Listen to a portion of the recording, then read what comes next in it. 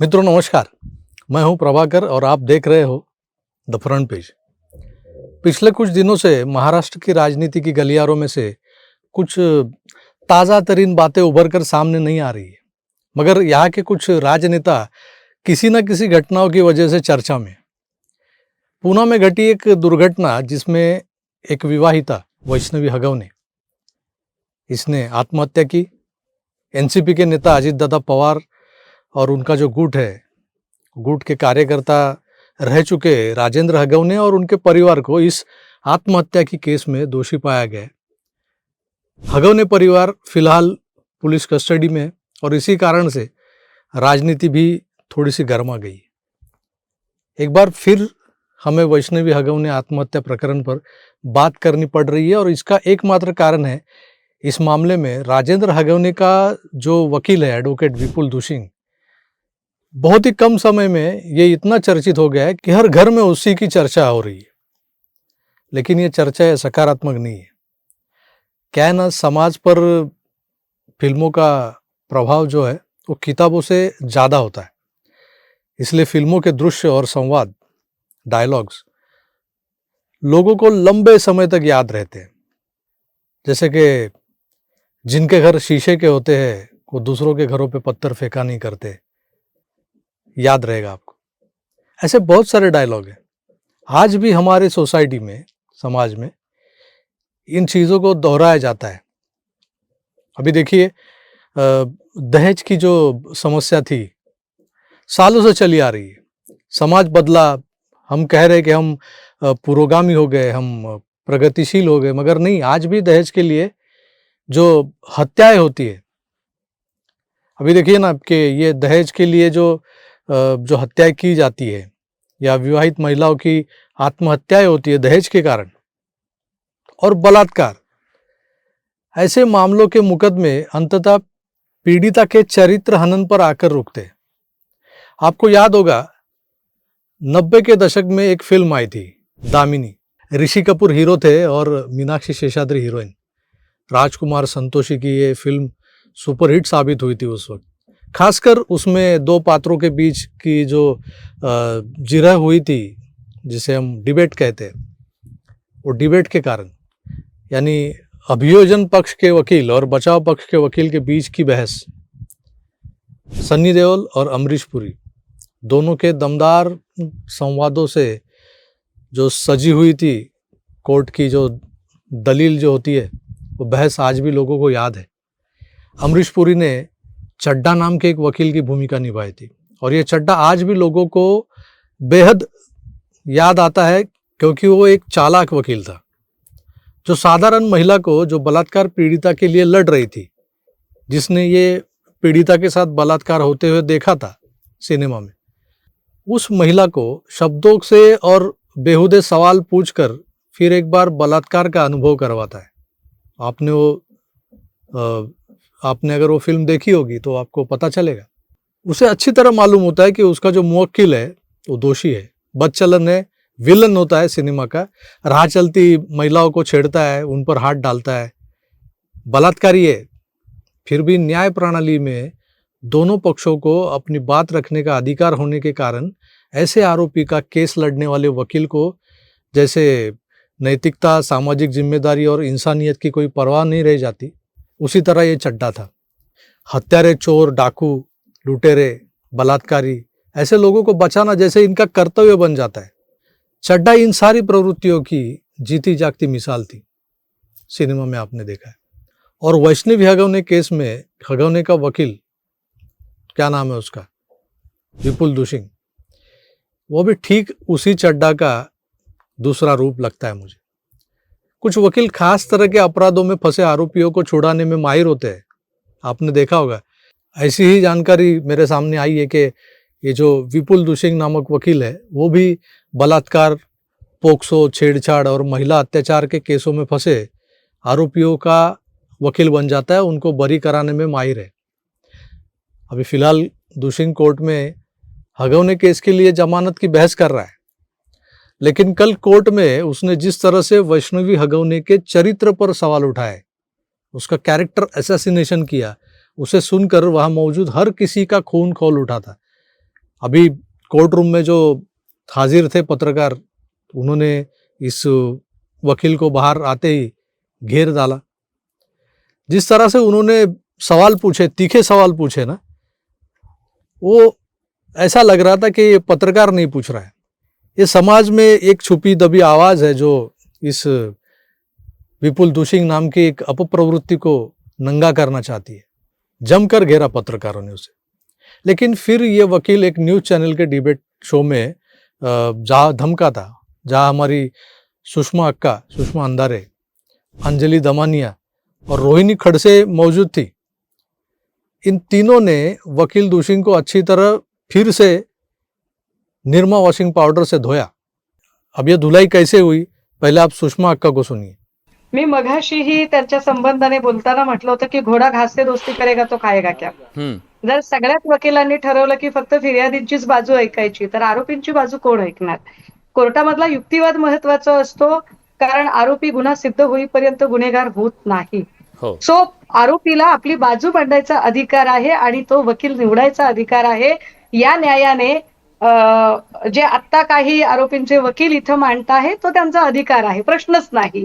त्यासाठी आपल्या आरोपीला वाचवण्यासाठी त्यांनी त्यांची अख्खी बुद्धी पणाला लावली पाहिजे, लावावी त्यांनी, त्याला पण काही हरकत नाही. पण मला असं वाटतंय की बुद्धिमत्ता पणाला लावायची की नीतिमत्ता पणाला लावायची हे त्यांनी ठरवायचंय. कारण ते ज्या पद्धतीने बोलतायत, मला वकील साहेब तुम्हाला बघून बघून ना दामिनी पिक्चर मधले ऍडव्होकेट चड्डा आठवता येतो कि दामिनी जैसी जुगनू तो मेरे इर्द गिर्द ऐसे ही भटकते मैं झटकना भूल जाएंगे.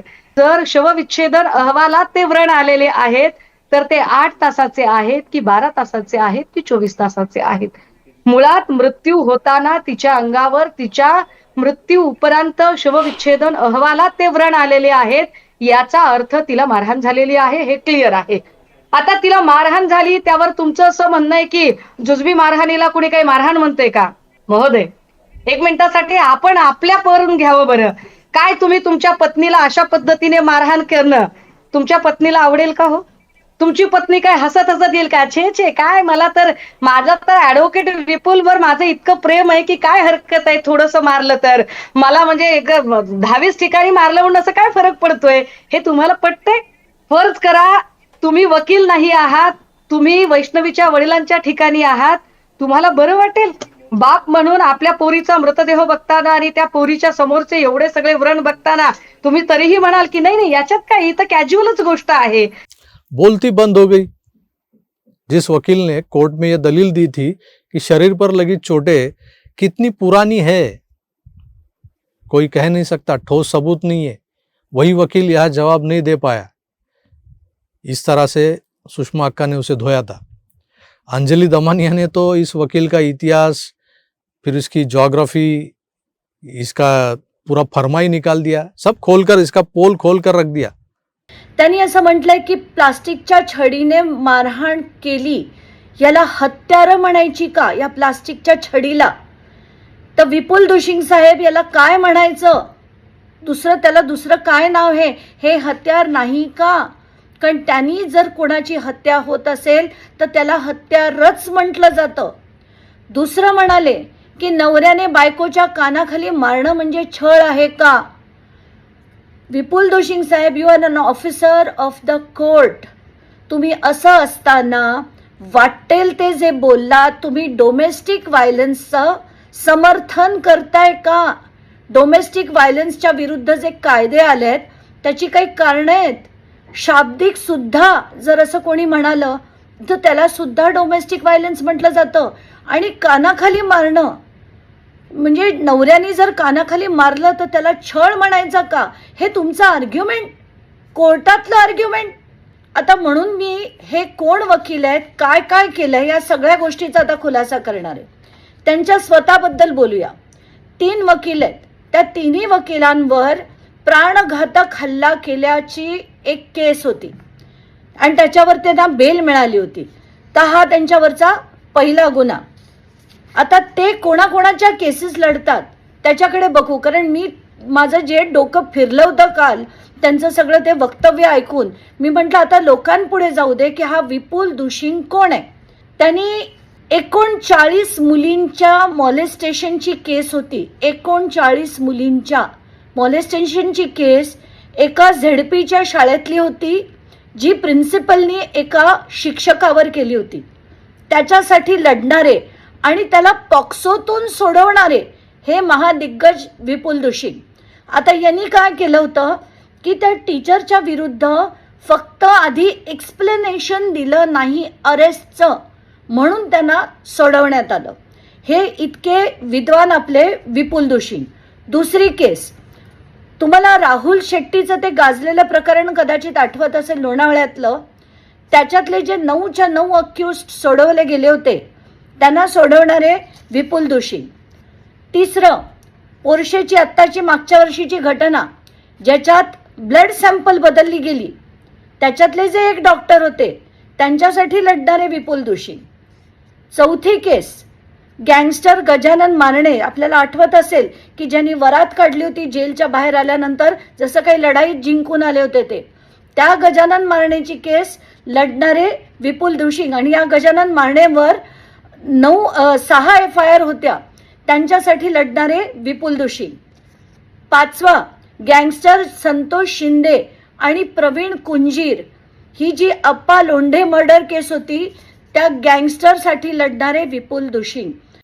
बहुत कुछ है कहने के लिए, पर मैंने संक्षेप में आपको ये दिखाया है. अब जब इन महिलाओं ने वकील बाबू उर्फ चड्डा को अच्छे से जवाब देना शुरू किया तो ये वकील डिबेट शो से भाग ही गया. कहने लगा कि अभी मुझे कहीं और जाना है, मुझे और कहीं डिबेट शो में शामिल होना है. उसके बाद टेक्निकल इश्यूज दिखाने लगा कि मुझे कुछ सुनाई नहीं दे रहा है, मैं क्या जवाब दूं. भाग खड़ा हुआ. अंजली एवढं ऐकताय please तुम्ही लक्षात घ्या. हे Thank you, sir. पटतंय हे मला तोच प्रश्न यांना विचारायचा होता, तर हे काढून गेले मला वाटतं पळून. अभी रोहिणी खड़से ने जो बात कही थी कि इस वकील को तो पीटना चाहिए, सरेआम पीटना चाहिए, जो इस वकील को ऐसे पीटेगा मैं उसका सत्कार करूंगी, सम्मान करूंगी. इस पर हमारे अफीम गांजा भाई सरोदे, पता होगा आपको, जो खुद एक निर्भया बानो संस्करण का उपज है, वो वकील कहता है कि वकालत की सनद किसी को मिली हुई, किसी वकील को मिली हुई, वकीलों के मौलिक अधिकार, कोर्ट के नियम कानून, ये सब सामने रखकर रोहिणी खड़से से ही कह रहे हैं कि माफी मांगो, आपने न्याय व्यवस्था का अपमान किया है. मराठी में एक शब्द है बांडगुड़, जिसे परजीवी कहते हैं हिंदी में. ये परजीवी वास्तव में समाज के लिए एक दीमक है, दीमक. ये वही अफीम गांजा सरोदे है जिसने छत्रपति शिवाजी महाराज के अरबी समुद्र में बन रहे स्मारक के विरोध में याचिका दायर की थी. और अब भी जनता की भावना की परवाह किए बिना, मतलब क्या जनमत है, क्या जनभावना है, ये देखना छोड़कर वो दुनिया को वकालत की घुट्टी पिला रहा है कि न्याय व्यवस्था का अपमान हो रहा है किसी वकील को पीटोगे तो. मित्रों, मुद्दा है वैष्णवी को आत्महत्या के लिए मजबूर करने वाले दरिंदों को फांसी पर चढ़ाना या उन्हें कठोर से कठोर सजा दिलाकर पीड़िता को न्याय दिलाना. जैसे जैसे ये मुकदमा आगे बढ़ेगा वैसे वैसे नए खुलासे होंगे. जैसे कल वो संकेत और सुयश चौंदे द्वारा अपनी पत्नियों पर किए गए अत्याचार का मामला सामने आया. पूना में जो मुळशी करके एक तहसील है, उस मुळशी में चलने वाले सेक्स रैकेट का भांडाफोड़ हो गया. लड़की सप्लाई करने वाले लोग हैं वहाँ पे, बल्कि एक औरत है वहाँ पे, वो भी सामने आया. अभी महिला आयोग, ये महिला आयोग जो है महाराष्ट्र का, उसको भेजी गई शिकायतें और ईमेल द्वारा की गई शिकायतें हवा में उड़ जाती है, ये भी सामने आया. हमारी जो चिकनी चुपड़ी रूपालीताई चाकणकर जो है, उन तक ये बात पहुंचती ही नहीं है, ये शिकायतें उन तक पहुंचती ही नहीं है, वो भी हमारे सामने आया.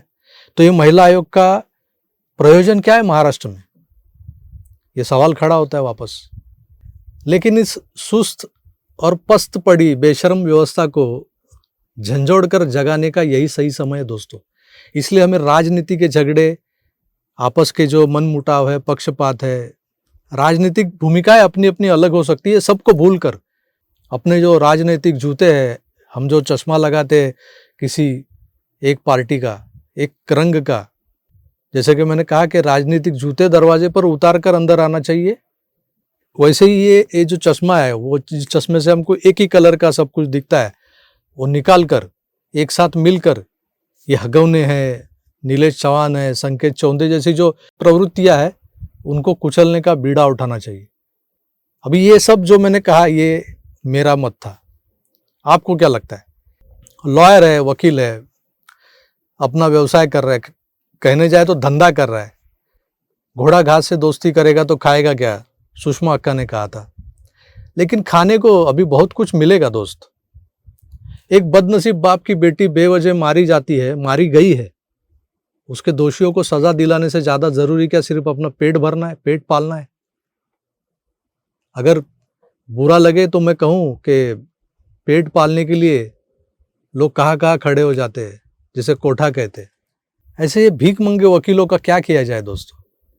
और रोहिणी खड़से को न्याय, संविधान, वकीलों के अधिकार, न्याय व्यवस्था का अपमान, मान पान, ये सब सिखाने वाले उस चरसी किस्म के लोगों को क्या बताया जाए कि उनका क्या किया जाए? अपनी राय जरूर रखिए। मैं फिलहाल यही रुकता हूँ, फिर मिलेंगे। तब तक आप अपना ख्याल रखें और देखते रहे द फ्रंट पेज। अगर इस चैनल को आपने अब तक सब्सक्राइब नहीं किया तो ज़रूर सब्सक्राइब कीजिए, भूलिएगा मत। नमस्कार।